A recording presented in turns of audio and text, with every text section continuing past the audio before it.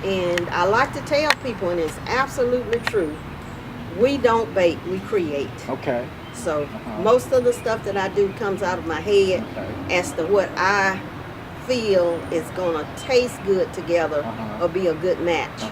How do you market your products? Basically right now by word of mouth and by repeat customers.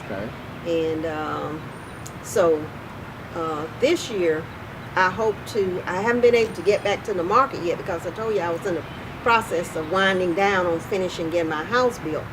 And hopefully I'll get back to the market on the 24th of this month. And begin again on the Tuesday market.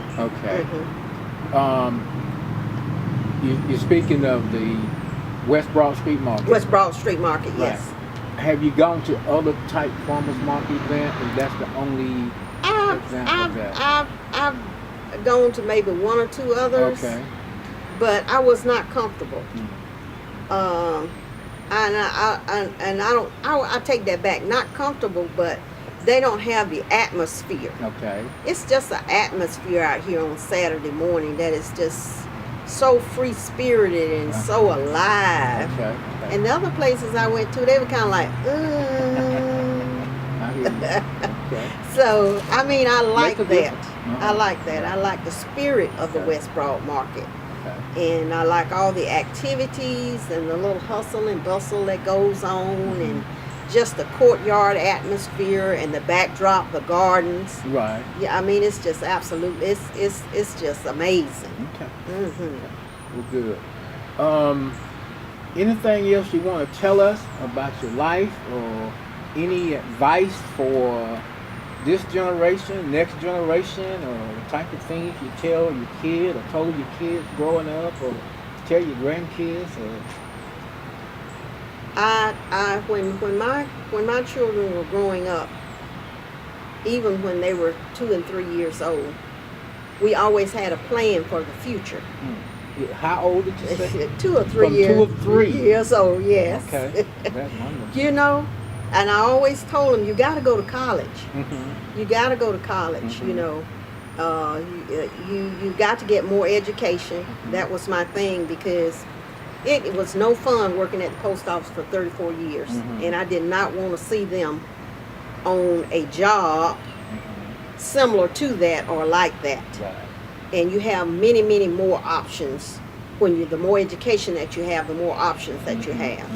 So as we would ride around in the car, they were 5th, 6th, 7th grade, we would talk about colleges and schools and different things. I always was planting seeds, and that's where I do my grandchildren. You have to plant seeds along the way, and they'll catch on and they'll catch up. But if you don't give them anything to look forward to, then they're not, to me, they won't be trying to aspire to no further than the level they're on. You know, so that's some of the advice that I would give parents or grandparents. Always plant those seeds. Always let your children know that there's, you know, more in life. Most of all, though, what I've taught them is to keep Christ in your life. You can't go wrong. If you accept Christ and you live a godly life, good things are going to happen to you. Doesn't mean that no bad thing is going to happen to you. No. But believe me, if something bad happens to you, you'll be able to handle it. You won't go off the deep end, because God is that leveler in your life. When you're in that valley, He's there to hold you up, and you can cross over. And when you get over, you can tell somebody else how you got over. You know, so, and that's been one of the mainstays in our life is Christ. And I just say for my parents, I had good parents, and my brothers and sisters, I love them, and they have kids that have aspired to, you know, go on through college. So that it was not a particular thing for just my family, but theirs also, especially those girls that were right in there along. You know, I was the baby in the family, so my other 2 sisters that were next to me, then was kind of like a gap between the rest of them. But they have good kids too. And I would say, so where are your sisters and your brother? My brother has passed away, Oh, okay. and I have 2 living sisters, Okay. the 2 that are next to me. Uh-huh. And I would also, family is so important. Family. Family is really important. And both my daughters have good godly husbands, and I praise God for that. And also, I would just like to say a little something about the land trust. As far as I can see, and I'm just looking through my own eyes, the land trust is doing so much for the people in Athens, as far as I can see, in housing, and in entrepreneurial, in trying to help and bring people further Right. than where they are, to get them out of their situations, and as through the gardens, or teaching them how to grow stuff for themselves, or as in my case, helping me to get out and to actually have a business, because I have all of my things lined up now. So when I begin the market, I've got my USDA, I've got my federal ID number, I've got my business license from Clark County, and I've got the other little license you get from the Planning Commission, whatever that is.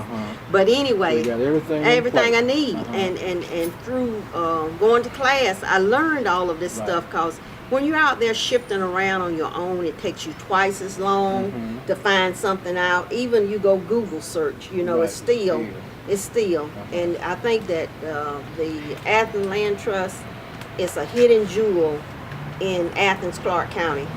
And I think that they are doing a lot just to help all sectors of people, not just disadvantaged people, but every sector. I see they have their hand on the pulse of every sector in the community. And that's what Athens needs. We have 38% poverty in Athens, and a big old University of Georgia. And that is, to me, it's very sad. A high unemployment. So I think that people have skills that they don't even know about. And everybody that I see that does something, I'm always trying to encourage them. Hey, they're going to have classes beginning in February at the Land Trust. You need to come. Don't be scared. Don't be afraid. Because, you're just so comfortable over there. And I try to help out over here, too. My project over here, I'm trying to clear all of these hedges out. They told me. That's Over what you here. gonna do. That's my project. Okay. Okay. I've had help. I've had good help. I helped one of the other vendors, Will, and his friends. So you have been trying helping. to clear them out Clear 'em out so people can see the in garden. when they're driving Yes. by. That would be nice. So It would be. because if they can see what's back here, they'll Right. come and investigate and Yes, and continue to come. that's a beautiful garden. It is. Yeah. It is. And I'm on the advisory committee for the vendors, and I tell all of them to just hang in here with the market, Right. because there is going to come a time when the market is just going to be, it's going to just, one day it's just going to break forth, and it's going to be 4,000 folks coming in here on Saturday. And I tell them, keep your space, hold on to your space, because when the breakthrough come, you do not want to be on the outside of that gate trying to get in here to get you a space at the garden. Right. So I would love to emphasize that today and tell my fellow vendors that. Hang in there. Hang in there, yes. Okay. Yeah, we have, I feel like we're just progressing rapidly, though. It's not, people are coming. We do have people coming, lots and lots more people. And when we finally make our breakthrough on Broad Street, But yeah, you're right here, and so again, you're right. If people could see in here, and they would want to probably come in here. It's like a magnet. it absolutely is. It absolutely is. It absolutely is.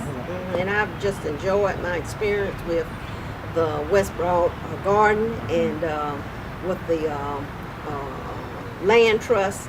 And I always tell them that Christina Hilton, she's a jewel in their crown, because she is out there pounding the pavements. She is just doing so many things to bring the community in to this situation. Anything else? No, I think that's about it. All right.